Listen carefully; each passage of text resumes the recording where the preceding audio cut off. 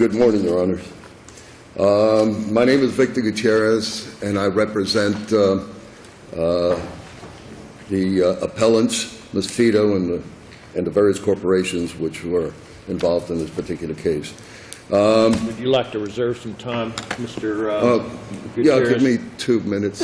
All right. Okay. National Title is an agent, or was an agent of Attorney's Title. They did closings for Attorney's Title. It's composed of an attorney, his wife, and one employee. They were defendants together with Fito et al. In a case, in a civil case, in which later on Ms. Fito went on to do an appeal and so on, and won that particular case. Prior to going to trial, National Title... That's the one that settled for $625,000, right? No. Oh, yes. Well, I was getting there. That's not the case itself. Prior to going to trial, National Title settled with Attorney's Title. Ms. Fito and the rest went on to a trial. $625,000. For $625,000, in which others went on to appeal, and then there was an appeal, and we reversed it, I think, if I recall correctly. That is correct, Your Honor. As to Ms. Fito alone, but there was a settlement as between Attorney's Right. Title. Well, it wasn't just Ms. Fito alone. There were 3 other corporations involved. I understand, but right, they settled.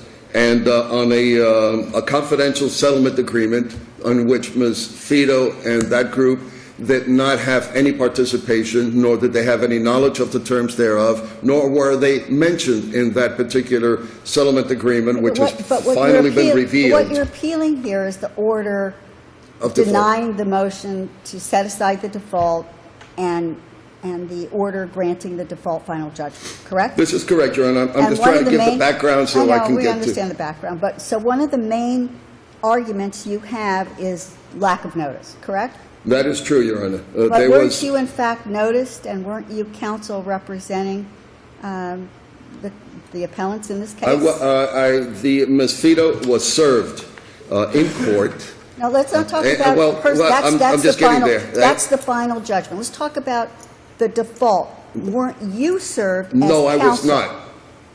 And I state that as an officer of the court. I was never actually Mr. Gutierrez, Yes. when we ask a question, you stop, please.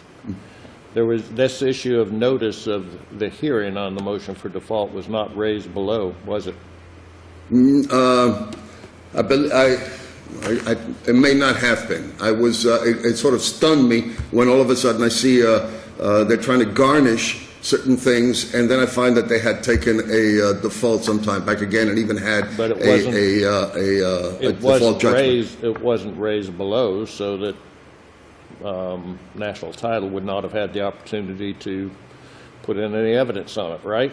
Well, am I correct or not? Well, Your Honor, I don't remember. I don't believe it might not have been right where I'm standing right now. I don't recall exactly. You don't recall. All right. These damages. The docket, Mr. Gutierrez. Yes.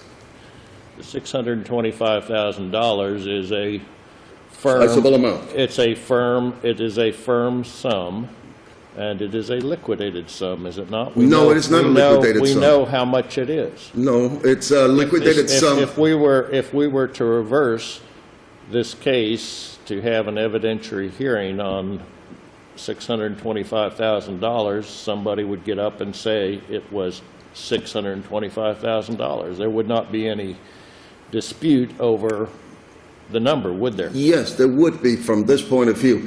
A liquidated sum is when it's been settled between 2 parties or an entity such as a jury that sets that amount. This was settled between Attorney's Title and National Title. It did not involve my client. My client would say, I've never heard of 625. I don't owe 625. I'm not liable for 625. As far as my client is concerned, it should be an unliquidated amount, on which case they should have, per Rule 1.440, subsection C, a notice as well. Then why didn't your client appear for the hearing to dispute the damages? Because we were not noticed. Well, she I was mean- noticed. She was personally served at the courthouse, correct? Well, She did receive notice. She was personally served at the courthouse, but she was never noticed of the default. No, And wait, that wait, doesn't wait, appear wait a even minute, in the wait a thing, minute, wait a and she minute. was not Wait noticed. a minute, please. Yep. You are confusing two entirely different issues. If you're going to address the default, first of all, that issue was waived because you didn't raise it. But even if it wasn't waived, you were served as her attorney. So that's a separate issue. I'm now discussing the final judgment in which she was served and failed to appear to dispute the amount of damages. Is that correct or incorrect? Two things. I was never served with reference to the first default. That is not true. It's not in the docket. I never received it, period. I was never, ever served, and I can say that under oath. Let's talk about Secondly, the as far as the... final judgment.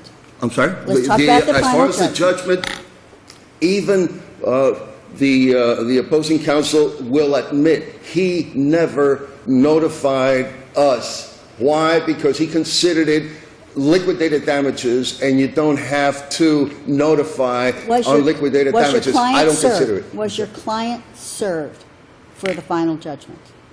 The final judgment? Yes. Only, the final judgment was served only when they sought a writ of garnishment. The final Several judgment, months the later. final judgment indicates that it was served on Ms. Fito and I believe her corporations, correct? That's what the that's what the document shows. Not only is that what the document shows, but in fact, you've disputed in your brief whether that was proper service. You didn't dispute that she was served. You just have been disputing whether that's proper service because she was served at the courthouse. We're talking about the service of the complaint. That's what we're talking about. She was served with a complaint originally at the doorsteps of the courthouse. And there's no error. We're not talking about being served with anything else. Mr. Gutierrez, there's no error on that based upon, I think it's the Stokes case, correct? That says that that's... The Stokes case, to me... That's okay if it's a resident. You just disagree with the Stokes... I disagree You disagree with the Stokes case, right? No, I do not disagree with the Stokes case. The Stokes case is limited to somebody who says, number one, the law for somebody coming from out of the state was extended to somebody coming from outside of the county. My argument is it should apply to somebody within the county. Otherwise, we have a problem in due process because somebody... So you disagree with the Stokes case, which came out of the Florida Supreme Court? Well, I think it should be applied and extended, or it should go back up to the Supreme Court by virtue of the fact that it was limited because of the question that was certified. Mr. Gutierrez, again, if you allow us to talk, it is the requirement here that, out of respect to the court, that if we want to ask a question, that you stop. Okay? Well, forgive my enthusiasm, Your Honor. All right. You've actually gone over your time. Let's hear from opposing counsel, and we will give you 2 minutes for rebuttal. May it please the Court, Douglas Eden on behalf of National Title. This final judgment was not served on Mr. Gutierrez, was it? No, Your Honor, it was not. Not. It's not required to be. He was counsel of record at the time, correct? That's correct. The notice of the hearing on the final judgment... You did serve it on Ms. Fito and I think some of her corporations, perhaps. That's correct. The final judgment was sent to the addresses... Is it not required that it be served on, or is it not required that it be served on counsel if there is counsel of record? Not that I'm aware of, Your Honor, but that's not the issue. The issue is service of notice of the hearing for getting the final judgment in the first place. And that we were not required to do because we're seeking a liquidated sum. That's what he's appealing. He's appealed two... What is your best case on the liquidated sum issue? The in-state case on that, because there isn't one directly on point in Florida that addresses this, but the best case in-state is the Fidelity and Guarantee Insurance Underwriters case, where they state that where the parties stipulated to an amount to be paid, once a judgment for cover was rendered, the damages became liquidated. The settlement is no more than a stipulation of the amount to be paid. You extend that language, and the cases that I cited from... But Ms. Fito was not vouched into that. She had no idea what was going on. Doesn't that give her some right to contest it? No, Your Honor, it doesn't, because the three different types of cases, the judgments that courts have considered to be liquidated are written with an or, not an and they are a pleaded agreement between the parties, or by an arithmetical calculation, or by an application of definite rules of law. I believe the latter two apply to the situation. There doesn't need to be any agreement at all between the parties. That's just one of the three methods that you can use to determine when a sum is liquidated. This is clearly one that can be calculated through math. But all it is, and you made the point, which I raised in my brief, that if we go back down, we say, here's the settlement agreement, it's $625,000. There's no way to contest that. The only issues he raised to contest that were issues on the merits, which have been decided by the default. So there simply is no, this is a liquidated sum, and the out-of-state courts that have addressed this exact issue, using the exact type of language that Florida courts have used on that, have held specifically that a settlement amount, which you then seek indemnity from another party, constitutes a liquidated sum. And Mr. Gutierrez has not cited any Florida authority to suggest otherwise. Now, the other issue that he did preserve for appeal was the Stokes issue, which this court has previously followed in the Diaz case, which also contained another exception, which is when there's an identity of interest between the parties, then you could serve them in any state. So to the extent that he's arguing that he wants to extend that rule, there is a subsequent exception that this court has held that says that if you serve a party that has an identity of interest in the same matter, then you can serve them outside the courthouse in any state, not just the one of their residence. So even if Stokes were to be extended, the Diaz exception would apply to the instant case because it is the same case, it is the same facts. We did try to intervene back into the original case. It just, the court ruled it wasn't timely enough. All right. Thank you, counsel. Thank you, Your Honor. Mr. Gutierrez, we'll give you 2 minutes. Well, Your Honor, we're talking about, it was attorney's title versus Fito. It was not national title versus Fito.